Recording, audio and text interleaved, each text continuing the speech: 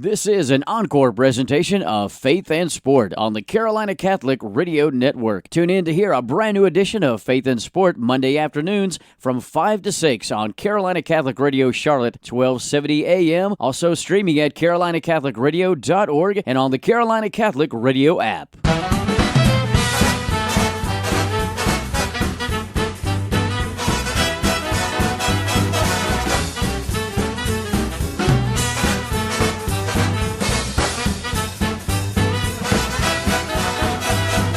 Well, folks, there's that music. You know what time it is? It's Faith and Sport time. Folks, this is the show of the year. This is our year-end Faith and Sport special. Welcome. However, wherever, whenever you're listening to us, thank you for joining us today either way. Here's what we're going to do. We're going to discuss the big stories of the year as they relate to ethics and character in sports with Ed Billick. I want to introduce Ed in a minute. We're going to do weekend headlines. We're going to have a little break. We'll have more discussion on the current topics in sport in this past year, 2021. And then toward the end of the year, we're going to give people something to look forward to or at least think about. We're going to do a 2022 preview.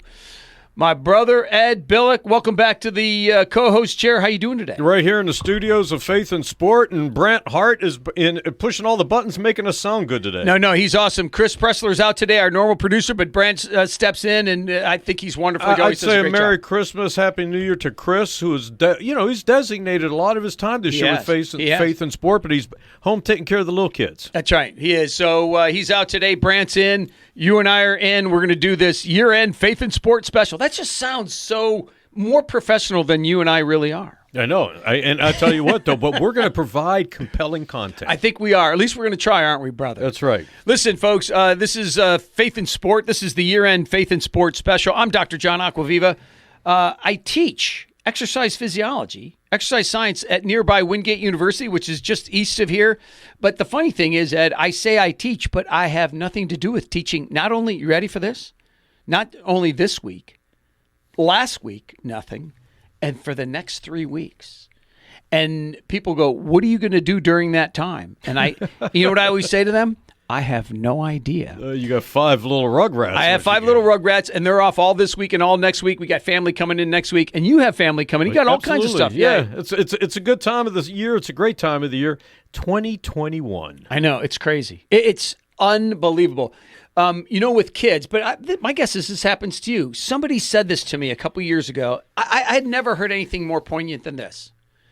She said, when you have little kids, it's long days, but quick years. But the fact is your years go by. My Brant's, everybody, our years just go by lickety split. 2021, Ed.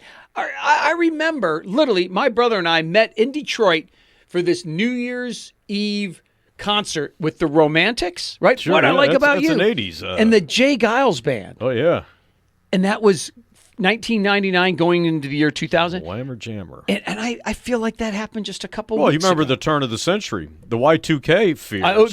There was a ton of fears. That's 22 years ago coming up. I know. Crazy. Wow. Folks, thank you for joining us today here on Faith and Sport. This is the year-end Faith and Sport special. In fact, that just rolls right off the tongue. So let's do this, Ed.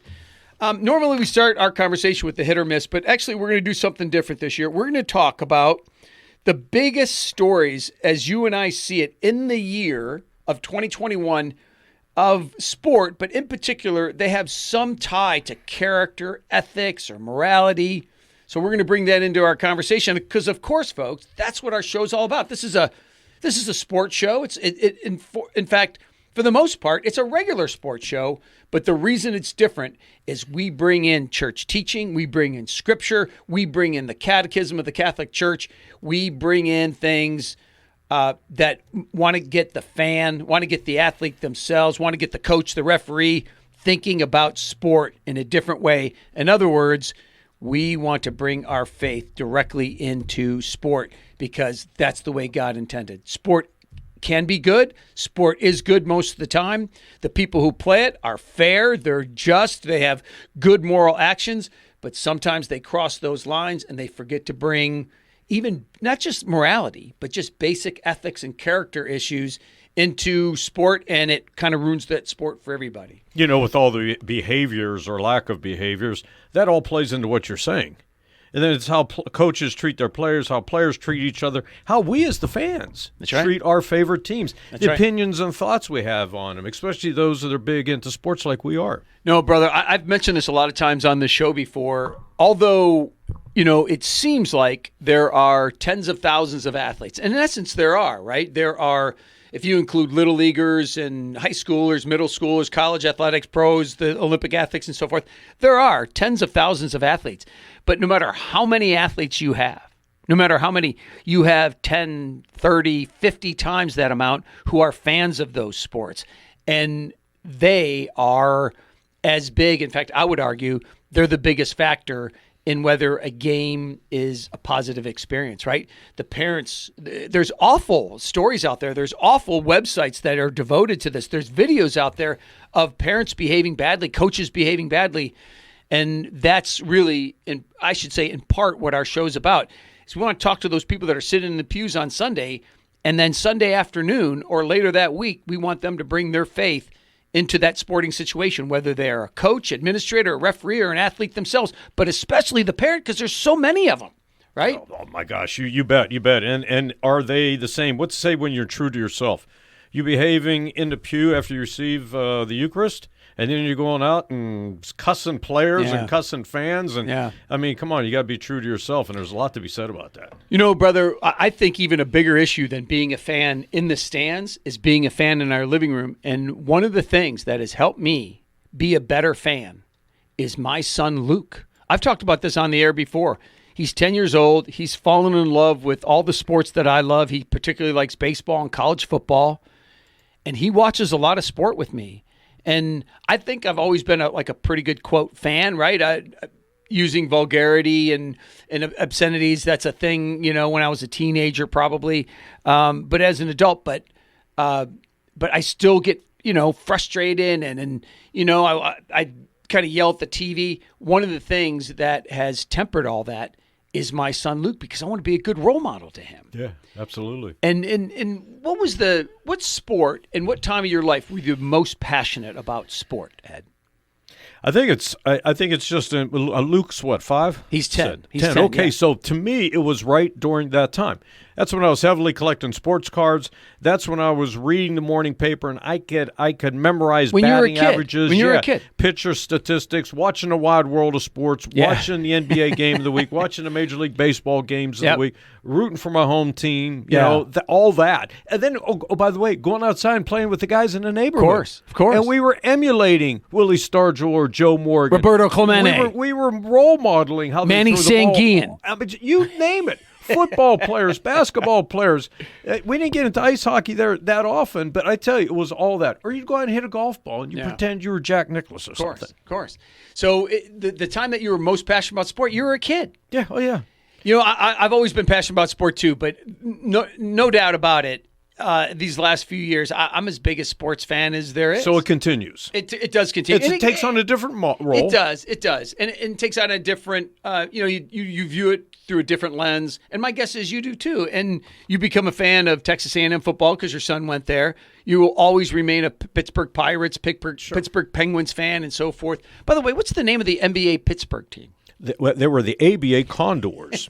they were first the Pittsburgh Pipers. See, I'm going to go to the ABA with the red, white, and blue basketball. There you go. They had a team in the ABA. Yeah, they did. Called the Pittsburgh. Connie Hawkins was their main player. He was awesome. It was the Pipers, and they became By the way, Condors. You could say anything and any name, and me and every listener would believe you. Detroit used to have a football team at one time, the NFL, didn't they? I'm just saying. Folks, that is cause for a station identification. You're listening to Carolina Catholic Radio. This is the year-end Faith in Sports special. I'm Dr. John Acquaviva. Joining me in studio is Ed Billick doing the co-hosting or special guesting, and sitting in the producer's chair is Bran Hart. We thank you, Bran, for everything you do for this radio station.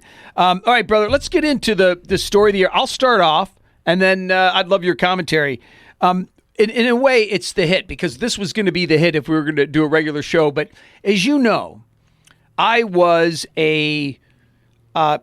critical of the name, image, and likeness policy that NCAA Sports adopted this past summer. Let me explain it to folks who don't either remember or don't really know what this is. But It's called the NIL policy. The acronym is NIL, N-I-L. It's name, image, and likeness.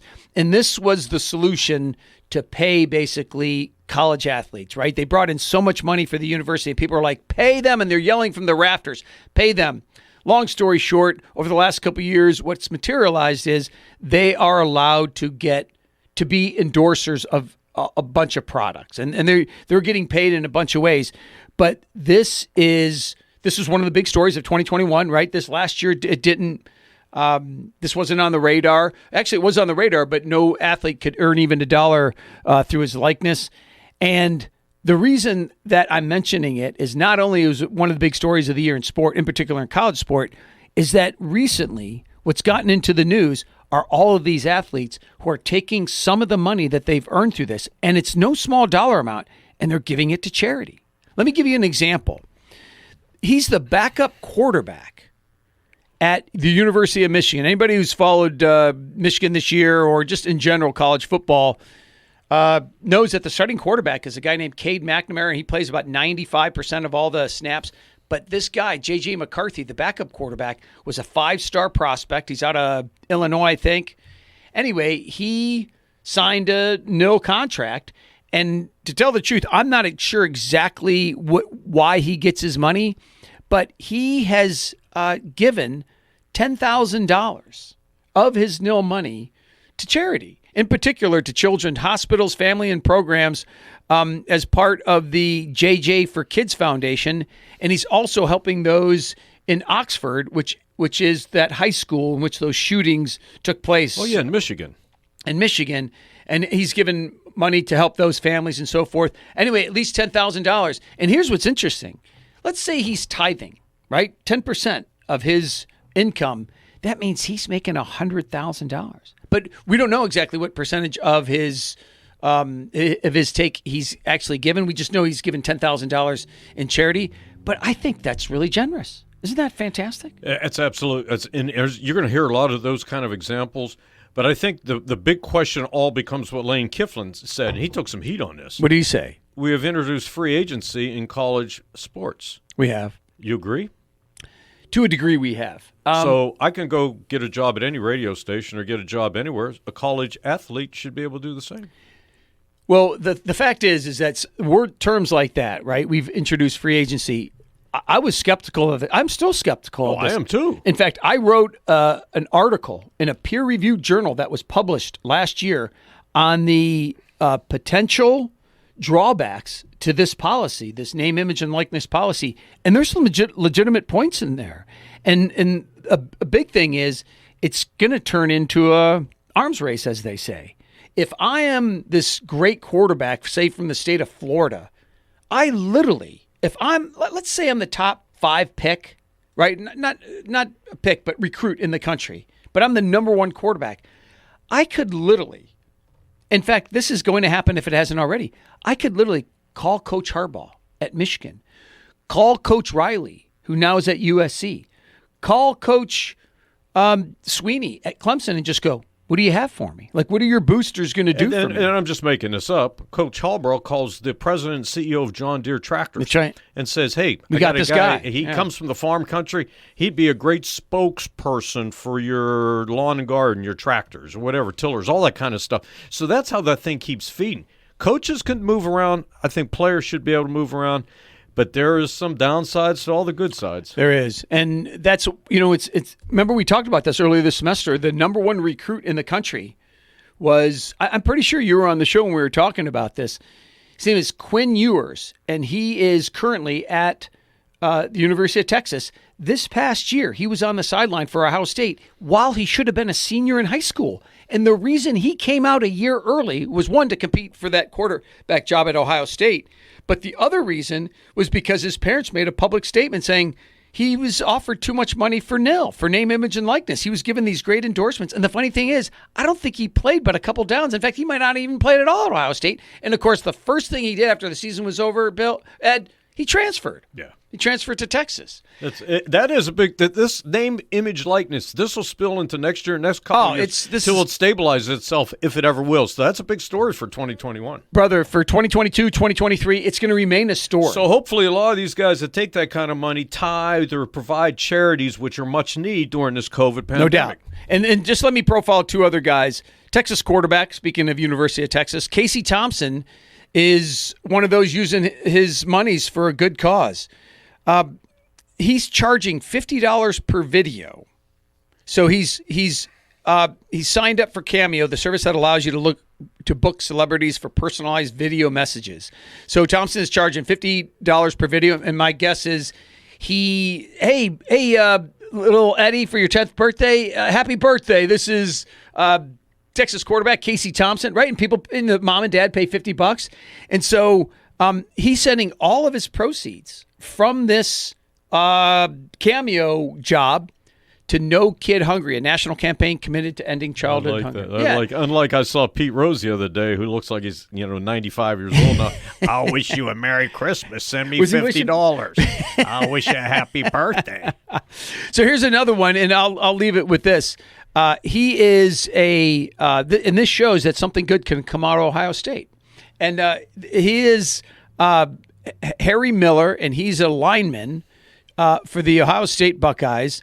And he's using his name, image, and likeness money to donate. In fact, he's been to Nicaragua just about every year since he was in the 7th grade.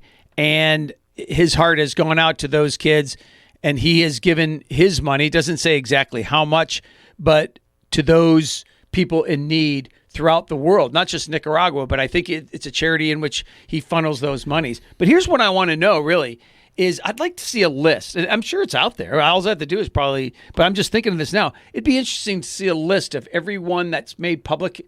He signed a contract on what they're doing and how much they get. Like, in particular, that quarterback for Texas, he says, I'll do $50 for Cameo video, right? It'd be interesting to see the list. But the interesting thing is, this is an unknown Ohio State lineman. Like, it's interesting that he's even getting money. It's all around charity. Those are some excellent examples. Yeah. Excellent examples. Paying it forward. Yep. Giving, because it's going to come back to you. Yeah, I hope so. In fact, there's no doubt about it, right? Scripture says it. For those who are given a lot, those are, more is expected of them. And that can go down a couple lanes. For instance, it could mean just basic actions and morality and talking to people and so forth, but also it means money, right? People who have been given a lot more is expected of them. And that's why in Scripture, right, Jesus, when he tells that story, the woman that gives a couple pennies, because she has no money, has given a lot more than the rich person that gives $100. Absolutely. Right? Absolutely. Folks, you're listening to Faith and Sport here on Carolina Catholic Radio, and this is the year-end Faith and Sport special. Now, we're taking a look back at the year of 2021 in sport, but in particular, how it relates to character, ethics, and morals. Brother, what's your one of your stories of 2021? Well, I'd just like to go through a couple 5 or 6 notable sports figures that passed away and a couple little side stories. Hammer and Hank Aaron passed away last January. Yeah, one of the greatest athletes of all time in any sport. Beloved, put up with a lot of stuff when he was in did. the 50s, a lot of racist kind of things. He did. But he grew up to be a wonderful baseball player and a great human being. Hammer and Hank, home run records and all that. Paul Westphal, great coach of the Phoenix Suns. Tommy Lasorda. Good Catholic boy. And I'll tell the story. I was out in Los Angeles in 1978 going out to visit my friend Pete Babbitt. In the heart of Tommy Lasorda, L.A. Dodgers era. Absolutely. And I'm getting off the plane. That's a long flight from Pittsburgh on the way out, 4 or 5 hour flight. I get off the plane. I come to the bottom of the gate there where the gate is. And Tommy Lasorda's standing there. He comes up to me. He goes, Ed, welcome to Los Angeles. And he grabbed his wife's hand. He walked away. I go, what? And my buddy's just laughing. He goes, I asked Tommy to welcome you to L.A. Great man. And Don Sutton, another Dodger pitcher, passed away. But a guy that I kind of knew of, and I met him here in Charlotte, Tunch Ilkin.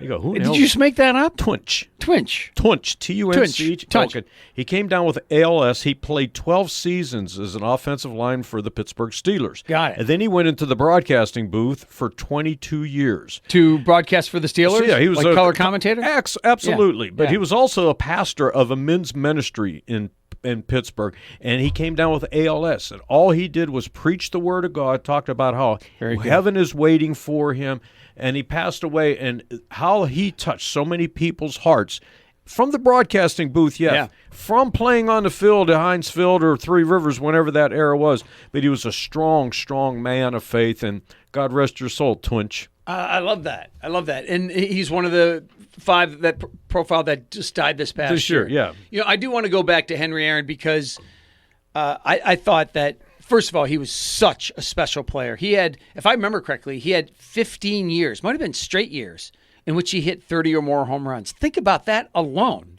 right? Anyway, you mentioned that he went through some hard times in the 50s, but of course it continued all the way through when he broke the record.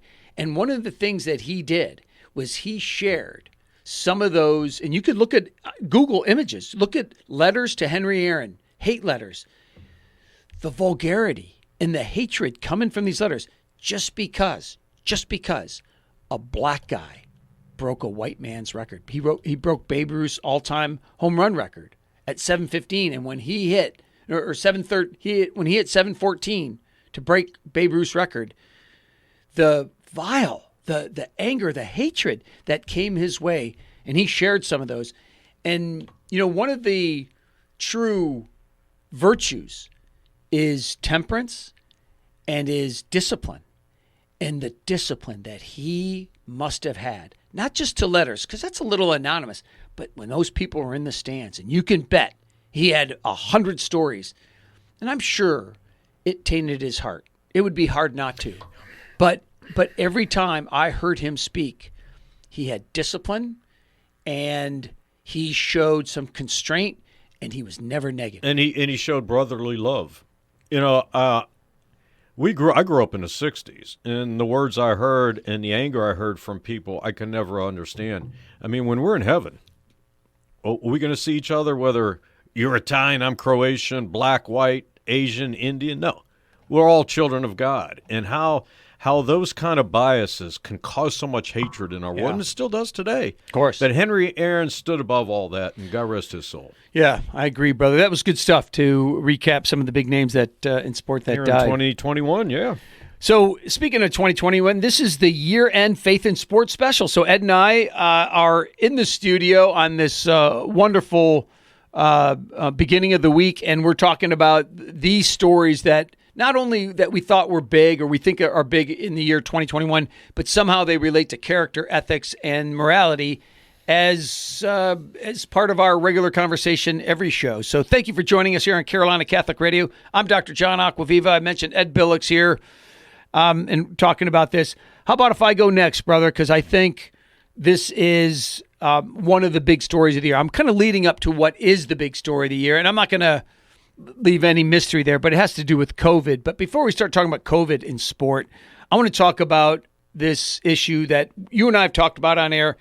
I in particular, Carlos Herrera and I, who's a regular guest on this show, him and I probably talked about it a lot more than you and I have, but it has to do with transgender athletes and how not only is society handling this issue, but in particular, there's pressure on high school athletic associations, and more recently, the NCAA has heard a lot of criticism, and they've kind of bounced back some stuff. And let me give you a specific example. There's this gentleman. He was a male swimmer for the University of Pennsylvania. I don't really know what his male name was, but he transitioned to a female, and then he, of course, is transferred his skills to the women's team from the men's swim team. And the reason it made so much news was simply because he's breaking records left and right. And his times were not that of an All-American, but of course there's a big difference, right, in strength and stamina and so forth between men and women. And he has broken a lot of records. And so this is in women's sports. In women's sports for the University of Pennsylvania. And the reason that this really has kind of garnered so much interest is really for two reasons. First of all, there's a lot of transgender athletes out there. In fact, let me share just the stat with you on how many there are. It's believed that there are roughly over 250,000 transgender athletes in this country. 250,000, right? So that's no small number. If it was like 57, then you would say we probably wouldn't even be talking about this. But this is a growing story.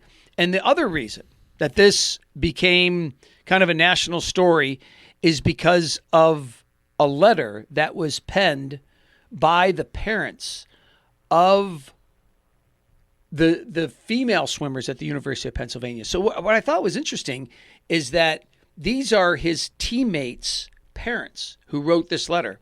Let me read in part what they wrote to the NCAA. At stake here is the integrity of women's sports. The precedent being set, one in which women do not have a protected and equitable space to compete, is a direct threat to female athletes in every sport. No doubt. What are the boundaries? ? How is this in line with the NCAA's commitment to providing a fair environment for student athletes? It is the responsibility. This is the letter again from the 10 plus parents who got together and wrote, and these are the teammates of this swimmer, Leah Thomas. And they went on to state, it is the responsibility of the NCAA to address the matter with an official statement. As the governing body, it is unfair and irresponsible to leave the onus on Leah's teammates, Leah's coaches, University of Pennsylvania Athletics, and the Ivy League. And it's unfair and irresponsible to Leah to allow the media to dictate the narrative without the participation of the NCAA. This is really good stuff.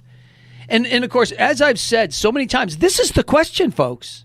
Everybody, I understand the desire for fairness. I understand that the demand for fairness. I understand all that. But if we are truly our society of fairness, you have to take in consideration those real women. You got to take that in consideration if you want to keep men and women's sports separate. That's right. If you don't, then forget men's soccer and women's soccer. Just have one soccer team and may the best human being play. You know how many people will be out of participating in sports? About 50%. That's right. Because you'll eliminate half the sports programs. If you're going to have a women's team and a men's team, you got to have a women's team and a men's team. You can't have crossovers. I'm sorry. No, I know. And, but we're allowing that to happen. So how is that fair? Well, that's just it. And this is where Isn't there something called Title IX? Yeah, of course. But this is there's a conundrum in there, right? Oh, yeah. You want fairness, so says a certain part of society, for these transgender athletes, and of course the whole issue is the issue when men become a girl through this hormonal therapy for a year. That's all the NCAA requires, and they expect that the playing field will then be level.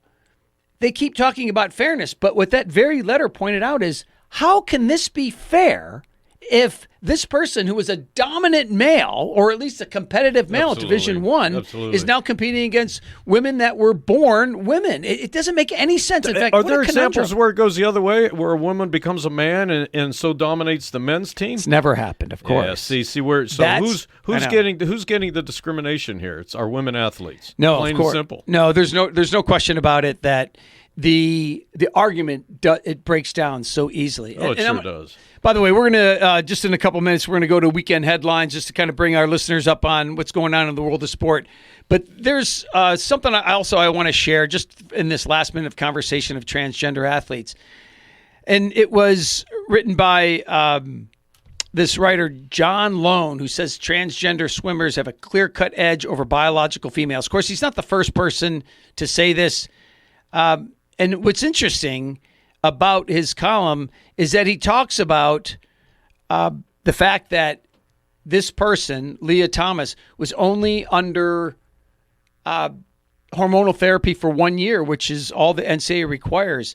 And he goes on to point out, like so many people do, that this is akin to doping, because there's really two ways to dope. One is through hormonal therapy, you could call it, right? Anabolic steroids. And the other one is through blood doping, where you add more red blood cells to your blood volume. You're getting deep into the science. I am, and excuse all the science coming from this exercise physiologist. But the fact is, and I've said this many times before in the show, there's a lot of other things to consider. For instance, the heart size will never change. A heart is bigger, in general, in a male than it is for the same size female. The blood volume is bigger in the male than it is for the female. The bone structure, the bone density, the list is this long. And I will leave this conversation with this basic comment. Never on TV, either liberal or conservative radio or conservative TV, have I heard them bring in an exercise physiologist. I find it strange. Like, there is no better expert in this field than to talk to an exercise physiologist. They could point out all these things. The argument will be blown out of the water, my friend, blown out of the water if you listen to an exercise physiologist talk even for 10 minutes on this issue. In fact, anybody of decent reasoning skills would look at it and go, you know, as much as I am for transgender athletes, he's got a good point. Now, one of the things that the NCAA responded with was these people deserve love, respect, dignity, and the opportunity to compete. I agree with all four of those. But the fourth one, they have the right to compete, is the arguable issue. In other words, there needs to be a third category. There needs to be women's sports for biological women. There needs to be men's sports for biological men. And there needs to be transgender sports. See how much money that'll bring in. It doesn't matter. If you want fairness, that's exactly what fairness would be. Do you agree, brother? Oh, yeah. How about that as a pull that out? By the way, I said that was going to be the last comment, but I do. You know what? Let's do this. I want to continue this because I want to talk about this high school football player that said there's only two sexes, and he got suspended from the next football game in which he was to play. We got to come back with that after the breaks. But let's first do this, brother. Let's do weekend headlines. By the way, you're listening to Faith in Sport here on Carolina Catholic Radio. And Ed Billick and I are talking about the year-end Faith in Sport special. In other words, we're talking about the biggest stories in 2021 as they relate to character, ethics, and morals. So let's do weekend headlines. In 2 minutes, Brant, we're going to go to a break. In the NFL, one of the biggest stories of the year was the Jaguars bringing in longtime college coach Urban Meyer. After a 2-11 start, he was fired last week for not just an unsuccessful season, but bad off-the-field behavior. By the way, do you know why he's called Urban? Why his parents called him Urban? No idea. After Pope Urban. His parents were faithful Catholics, and a pope, I think in like the 1600s, was named Urban. That's who they named their son after. I did not know that. That's a true I think there's more work to be done there. Do me there. a favor, brother. Find out when Pope Urban reigned in Rome. I think there's more work to be done there. Yeah. In the NHL, the hottest team remains the local favorite Carolina Hurricanes, whose record stands at an NHL best 21-7-1. And Ed's Penguins and my Red Wings are in the exact same spot in their respective divisions, fourth. But you know what? If the season were to end today, brother, both teams would make it to the playoffs, and that's what we want. NCAA basketball, it's well underway with most teams having played about 10 games. The top five are Baylor, Duke, Purdue, Gonzaga, and UCLA. What'd you find for me on Urban? Pope Urban was born as an oath of legacy. His birth came around 1042. Yes, he holds a significant place in Catholic history. There you go. So it was 159th person 1,000 years ago, not even 400 years ago. 159th Pope. I don't know how many there have been, but Pope Urban. Wow, Pope Urban. There you go, folks. That's true. PopeHistory.com. More on weekend headlines. Finally, NCAA football. It's the most wonderful time of the year. Do you remember those commercials about 10 years ago, ESPN?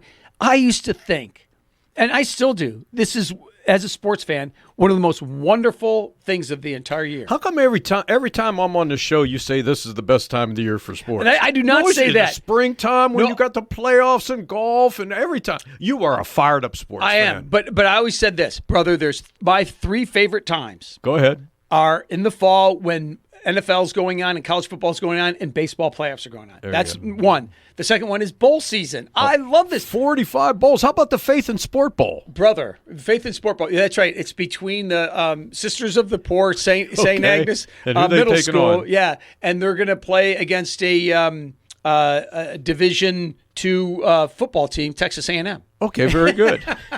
Faith and Sport Bowl. Go ahead, but it is a great time of the year. No, and the third one, just to finish that point, is in the spring when the NCAA tournament's going on and spring training basketball, yeah, and the Masters. I love that time of year. But if it's one of those 3 times a year, brother, you'll hear me more excited than normal. What's your favorite in the Catholic liturgical year? What time? It's got to be Lent, brother. That's Lent. Oh yeah, that's the most. For me, it's the Advent Christmas time. You like that? Yeah. Yeah, well, it's because you guys won your little celebration in your neighborhood with your Christmas lights. Well, by the way, what'd you win for that? We haven't. The results are not in. No, from last year you said you won. A gift basket. You got a gift card to a restaurant. What was in the gift basket? Well, just all kind of neat things. Folks, I don't want to take up much time. Folks, here, maybe on one of our social media pages, like our Facebook page, you have to post that picture of your guy's house. We may have to do that. Yeah. I'll tell you, if you like Lent and you loved Easter, because if there was no Easter, there wouldn't be a Christmas. That's right. Ooh, that's deep theological talk. There you go. There's over 40. Just to finish the headlines, there's over 40. I think it's 44 bowl games, including the playoff, which starts New Year's Eve. Cincinnati versus Alabama and Georgia versus Michigan. This is fantastic. Anyway, the big news is the coaching changes. Blue. I love it, brother. Some include USC landed their man by stealing Lincoln Riley away from Oklahoma, and then Oklahoma went out and got Clemson's longtime defensive coordinator, Brent Venables. There you have it, folks. Sports news that may or may not change your life. Brent, take us to some music into the break, and then we'll come right back with more of the year-end Faith and Sports special.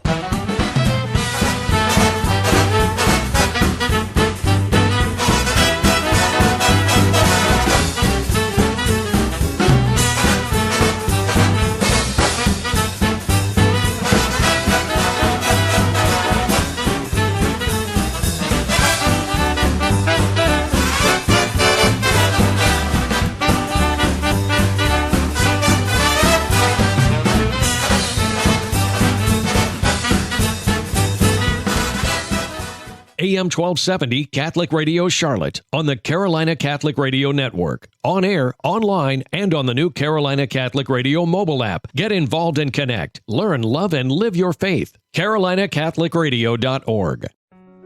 Hello, my name is Ray Hayward, and I'm coming to you today to speak to you about the Fraternity of St. Joseph Men's Group, a men's group that was started under the leadership of Father Matthew Card by the intentional men of the parish of St. Thomas Aquinas, here in our Diocese of Charlotte, North Carolina. In our first efforts, we were asked if we would model our men's group in a way that other parishes could simply follow. With that intent in mind, we created the FSJJourneyman.com website. On that website, you can find all that is needed to create your own chapter of the Fraternity of St. Joseph Men's Group in your parish, as well as resource documents that we are intentionally placing into our faith community. We hope that you will step closer to the path and to each other in the just model of St. Joseph as you consider creating your own chapter of the Fraternity of St. Joseph Men's Group. Do you have a desire to conform your life more closely to Jesus Christ? Are you longing for a richer, deeper spiritual life while living in the world? Do you want greater spiritual discipline? Do you want to walk along a well-trod path of sanctification and holiness? Would you like to be part of a religious order that has a strong devotion to the Blessed Virgin Mary? Would you like to dedicate your life to liturgical and contemplative prayer and the study of sacred truth, sharing the fruits thereof with others? Do you find within you a holy zeal to fight for truth and justice? Do you have a strong desire for the salvation of souls, to take them by the hand and teach them? Do you want to join the Church's mission of preaching the truth of Christ as He revealed to His holy Church? If all this sounds like you, we invite you to contact the Charlotte Lay Dominicans at our website, charlotteladominicans.org. That's charlotteladominicans.org. We look forward to meeting you. Hello, Carolina Catholic family. This is David Papandrea. Welcome to the beautiful season of Advent and the start of the Catholic Church's new liturgical year. Throughout December, I will share some of the plans we're developing for you in 2022. It is an ambitious plan, but one we believe will help bring Carolina Catholics closer together as we celebrate the 50th anniversary of the Diocese of Charlotte. Our mission and vision will continue to be driven by our commitment to showcase everything that's going on across our amazing Carolina Catholic community. Three of the unique advantages of Carolina Catholic Media are our ability to share events that are coming up before they happen, broadcasting events when they happen, and to provide encore on-demand programs that you can listen to after they happen. As you think about your year-end gift giving, please keep us in prayerful consideration. You're always welcome to contact me with your ideas, questions, and suggestions. Together, we can make an amazing impact as we evangelize the truth of Jesus Christ and the Catholic Church across the Carolinas.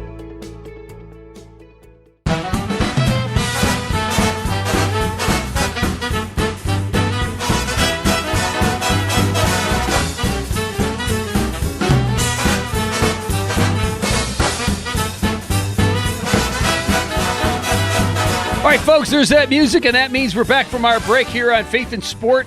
Folks, thank you for joining us today. However, wherever, whenever, however, I think I said that twice, Ed. You are checking us out here on Carolina Catholic Radio. Today's a special show for two reasons. We got Ed Billick in studio as the special guest, but as big as anything, this is the first time we've ever done this, Ed. It's the year-end Faith and Sport special. If people are just joining us now, explain to them what we've been doing this past half hour. Well, you can go back and listen to the podcast on Carolina Catholic Radio's website. We That's right. talked 2021 and all the big stories. I went through some of the sports figures we've lost. John talked some of the sensitive topics. We even talked the NIL, name, image, and likeness, yeah. and some of the nuances of sport this year. We've yet to talk about COVID. That'll be coming up shortly, and we'll also talk about 2022 as we get ready to enter that year. But fantastic listening. And you had some great examples, back to the NIL, of where some of these players are donating large sums amounts, of money to charities. You know, and I mean this, going back to that, folks, look up athletes, college athletes who are making money from their name, image, and likeness. In other words, you're getting some type of endorsement money. And look how many, the number of athletes that are donating their money to various charities and the amount of money. It's really impressive. And I mean this, Ed. I could not be more serious in saying this. I was a college athlete, and if I was making, say, $50,000, I'm not sure I would have given a nickel to the church or to somebody else. Especially at that age. Were you mature enough to really make those kind of decisions? Brother, I wanted, man, all the stuff that you want when you're that age. Cars, trucks, boats, planes. Oh, man. Unbelievable. I guess I could have gotten a plane. If you make enough money through ill, you can But get anyhow, you need to thank and pray. Continue to in your prayers for those kind of athletes to continue to share their wealth, if you will. And there's no doubt about it. It's one of the reasons why America runs, I would say, more efficiently than any other country. Catholic charities, my Lord. Our charities and charitable people. So thank you for all those folks, and let's keep praying that not only others are giving through their church and through their local charities and national charities, international charities for that matter, but that we do that as well, right? And that's one of the things that Alicia and I talk about regularly is, okay, let's give some money. We got some money. Let's give some money. So let's continue on our conversation. The year-end Faith and Sports special. Thank you for joining us, folks, today here on Carolina Catholic Radio. I'm Dr. John Acquaviva, exercise physiologist from nearby Wingate University, and Ed Billick sitting over in the special guest chair. And we're talking about all of the stories of 2021 that were the biggest stories, but also they relate somehow to character, ethics, and morals. I want to spend another minute on what we were talking about just before the break, and that is the transgender athlete issue. I want to mention in particular two things. One was an issue where a high school football player simply stated, as a result of this issue of transgender athletes, and he was I think a freshman football High school freshman. Now he's suing his school. He was suspended for telling another student there are only two genders. And I know, and this goes back to our conversation we had last month about John Gruden, and something that is meant to be personal became public. But that aside, whether that is some type of infringement on his privacy and so forth, and even infringement on the First Amendment and so forth, this was a big story simply because he simply stated what he believes is probably through his religious Forget conviction. about the gender thing. Aren't we allowed in this country to promote our opinions? Of course. And something that is taught clearly in Scripture. Let me read this. Oh, my brother. Lord, yes. Let me read this from our catechism. I don't think you have to prove this to our Catholic listeners, Well, but go ahead. But it's still good, because right? it's so obvious. But anyhow, you know me. Part of it, Ed, is there's a lot of Catholics, even faithful Catholics, who say, well, what's the big deal, right? What's the big deal about changing genders and what's this fluidity thing? We can go back and forth. It's really disturbing on people thinking this is some type of that it's normal or even good. Anyway, this comes from 2334 in the Catholic Catechism. In creating men, male and female, God gives man and woman an equal personal dignity. Man is a person, man and woman equally so, since both were created in the image and the likeness of the personal God. And then 2335 says, each of the sexes is an image of the power and tenderness of God with equal dignity, though in a different way.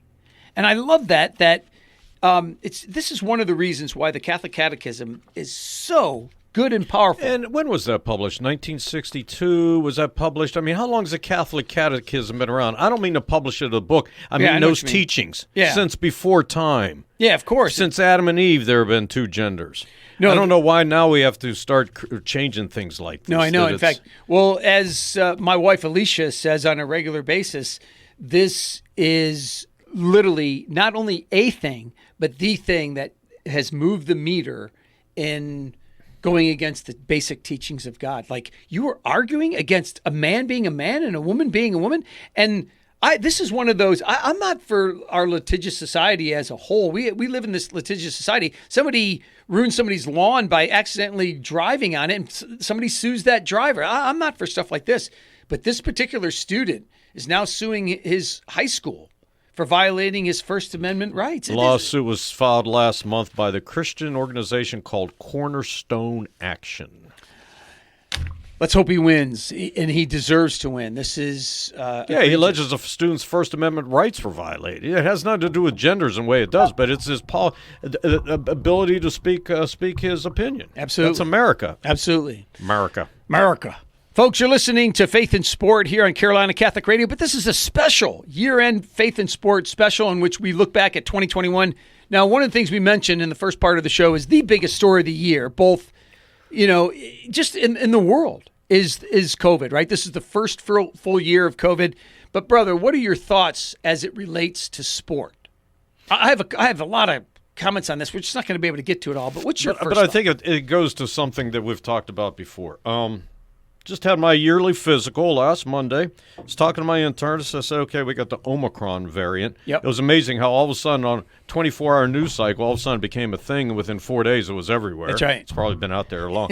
He goes, Ed, there are a lot of variants. There are going to be more and more variants as this thing morphs. Okay. Of course. So how have we lived our life in the last 2 years? Well, first, when we got into it, we locked down, right? Yep. I mean, we weren't even doing Faith and Sport. No. Finally, we started learning how to live with it. That's right. What's happening with our sports franchises here over the Christmas holidays as we get into the new year? NHL's going to take off about 4 or 5 days just to figure out what they're doing. Yeah. NFL's relaxing their rules. I know, which is interesting. Don't you find the contradiction is fascinating? Well, it is. So will we continue to live with this, take our booster shots, take our vitamins, work our immune system like it is just a serious flu? Yeah. I mean, going forward in 2022, I think we will find more and more, I don't know the word, acceptance, tolerance, I don't know, but we're going to have to live with this thing, and still not shut down our businesses, shut down our schools, and shut down our lives, and shut down our churches, for heaven's sake. That's right. That was a big factor in the lives of the faithful. I mean, for many of the Catholics, they still have not gone back to Mass. Oh, no, yeah. Although I know at our parish in St. Matt's and your parish, of course, the Masses are full again, and they will be, for the holidays. Yeah. But we need to learn how to live with this thing. We do, and it goes back to the poll that I told you I saw when we were talking in the break, and it basically was a 2-question pronged poll, and it basically said, agree or disagree that we should treat this as a very serious illness and disease, and we should shut down as many things as we can, and there should be mask wearing and all these mandates with the vaccine and boosters and so forth, or we should treat this as like a seasonal issue. There should be respect for it. There should be, we should address it with vaccines and medications that are safe, and vitamins and so forth. And about 2/3 of all of these poll takers in this survey suggested the latter. In other words, we should ease up from all the mandates. We should ease up from all of the restrictions, and we should just treat it as we do like the seasonal flu. I would love to see an emphasis put on healthy lifestyles and healthy behaviors.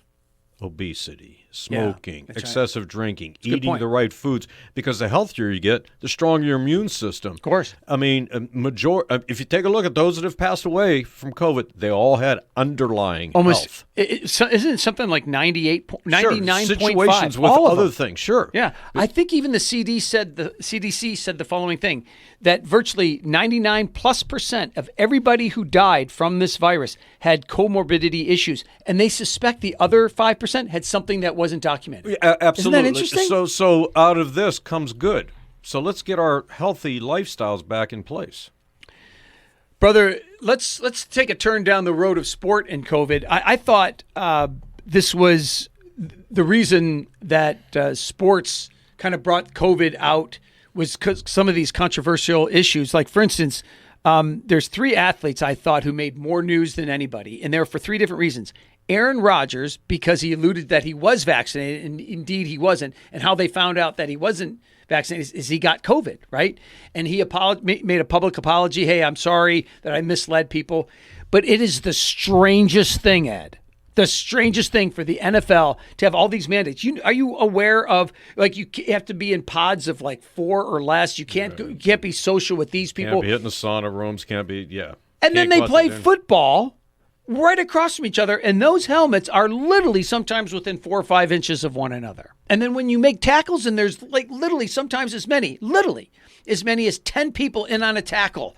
I know, it's amazing. Here's another point before we get to these other 2 athletes that made it in the news.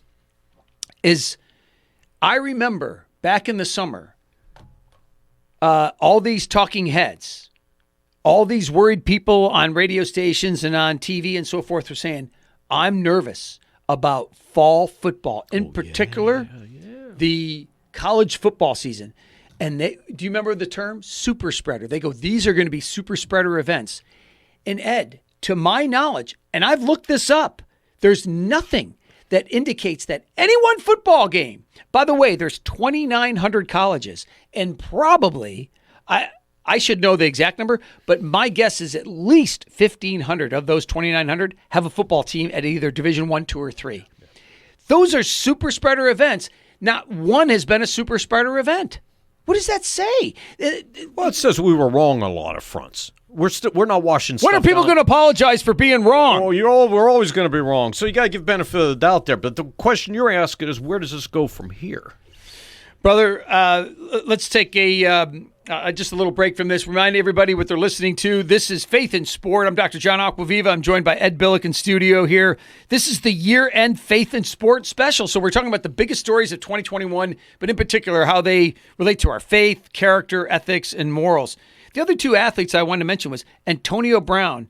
He had a fake vaccine card. He did not want to get vaccinated. Typical behavior of that young man.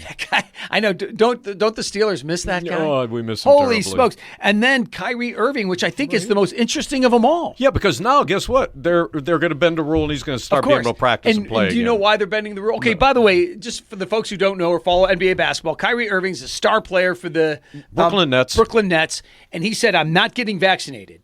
And in New York City, for him to participate in anything, it's mandated you have to be vaccinated. So what the NBA said, in fact, what the Brooklyn Nets said was, listen, you're not going to play just in the ROA games. If you can't play in all of them, you're not playing at all. And, of course, here in December, they're going, well, let's relax this rule because they need him, and he's a star player, and they want, it comes down to money. And I know so many of these things I've said in the last 20 minutes, Ed just rubs his forefinger and his thumb together, indicating money, John, money. It's really amazing. And football, at the very time the NHL, and I know we've already talked about this, but I want to emphasize, the very time the NHL is basically shutting down until the new year, the NFL says, let's relax some of these rules because they need those guys on the field. Hey, we had the 3rd-string quarterback the other night play for the Cleveland Browns. It was John Acquaviva. And Brett Hart was the starting center. I mean, they're pulling anybody off the street these days to put fans in the stands. Listen, brother. So you just answered your own question. Yeah, of course. We're not going back to a lockdown. No. We're going to figure our way out of this thing. Absolutely. Smart Americans could do that. Yeah, and I think that's what's going to happen. And as much as anything, you probably agree with this. I think most people do. Even the people that I think 2 years ago, certainly a year ago, that were afraid of this thing and said, we got to lock down and 6 feet apart and mask and so forth. I think those same people are going, no, let's be normal again. Because they can't. The mental health of people is going up I was the door. down at Lowe's before the show today picking up a few things. No mask mandates at all. Guess how many people had masks on there? Let's hear it. There was about 50%. Is that right? And they were senior citizens. Yeah. And they said, I got to protect myself. Yeah, I don't mind that. They're making the right decision for their own health because they now know. Yeah. I walked into Walmart yesterday with my son, Luke, the aforementioned 10-year-old, and the guy said, and he's fumbling through the greeter at the door. He's fumbling through this box to give me a mask. And I said, is it mandatory here? And he goes, oh yeah. We recommend that you wear it. And I go, just recommend? Or I was kind of starting to walk away, and he goes, oh no, you've seen TV, right? That's what he said. He goes, you've seen TV, right? Like if they say on TV, you got to wear it. So we grabbed the mask and walked away and didn't put them on. You got to make your own decisions. Folks, you're listening to Faith in Sport, and this is the year-end Faith in Sport special where Ed and I are talking about the stories of 2021. Now, speaking of the year, let's move ahead. We only got a couple minutes left. But, brother, let's talk about a couple things that the world of sport has to look forward to or just keep an eye on in the year 2022. Well, you got the Winter Olympics and how that'll be played out, and I think we're still not Why is that so sure. controversial? Well, because of COVID. Well, also because that's not of the religious freedoms or lack of. Yeah, but human freedoms, it's not just religious. It's just unbelievable. Just last week, the IOC president goes, oh, no, we have no issues with China. They seem to be abiding by all humanitarian rules of the country and of the, as suggested from Catholic News Service a couple weeks ago, the Biden administration diplomatic boycott of the Winter Olympics and Paralympics in Beijing sends a strong and unequivocal message to the Chinese government and its persecution of religious minorities that will not be tolerated. Yeah, well, you know why we tolerate it? Because we give them the Olympics. We just gave them the Summer Olympics a couple years ago. This is unbelievable, but this is the most egregious thing in sport. Now, I'm not exaggerating that, folks. I'm not saying that when I talk about something else next week or the next time, I'll go, oh, this is the most egregious. This is the most egregious thing in sport, is Beijing and China in general being granted anything like this that puts them on the world stage and makes them a ton of money. Brutal. What else you got for us, we got brother? the lockdown in baseball. Where's that going? Well, I'm hoping that it's not going to go anywhere. Not lockout, yeah. Lockout. Do you think it's going to happen, first of all? It has happened. No, but what I mean is, do you think it's going to affect spring training and ultimately games? It's going to put undue pressure against the whole economic system of baseball. No doubt about it. The players want free agency earlier rather than after 5 years. They want it after 3 years. Small market. I don't call them small market, but the owners that are just abusing the system and not putting quality play on the field, that has to be addressed. NFL, they do a good job of that. Yeah, they definitely do. Maybe the Detroit Lions, maybe the Jacksonville Jaguars, tough times, but that'll eventually change as well. I hope so. In fact, hockey doesn't have that problem, nor does the NBA. No, in fact, it's close to your heart in your home because being from Pittsburgh, the Pittsburgh Steelers, even though it hasn't been all that long since they made the playoffs, they just scrap and claw and just really.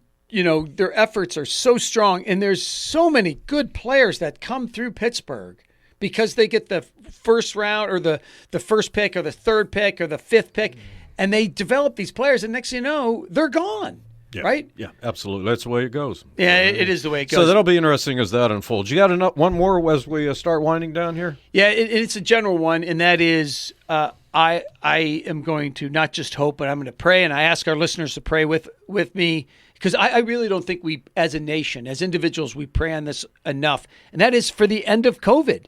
That there's enough natural immunity through the vaccines and the boosters, and a combination of those two things that this thing is put to sleep, at least to the point that we were just talking about a minute ago. So it is something like the seasonal flu. It's something that we have to deal with, something that we have to take serious, something that we have to especially take serious in the comorbidity people, the old elderly and so forth. But this is something that we should pray on more. And I think we pray on this. I think as a nation we do, as a world we do. I think we could pray on it more. And I'm speaking from myself because often I pray on things that involve directly my family, which is normal, right? Sure, absolutely. We all do.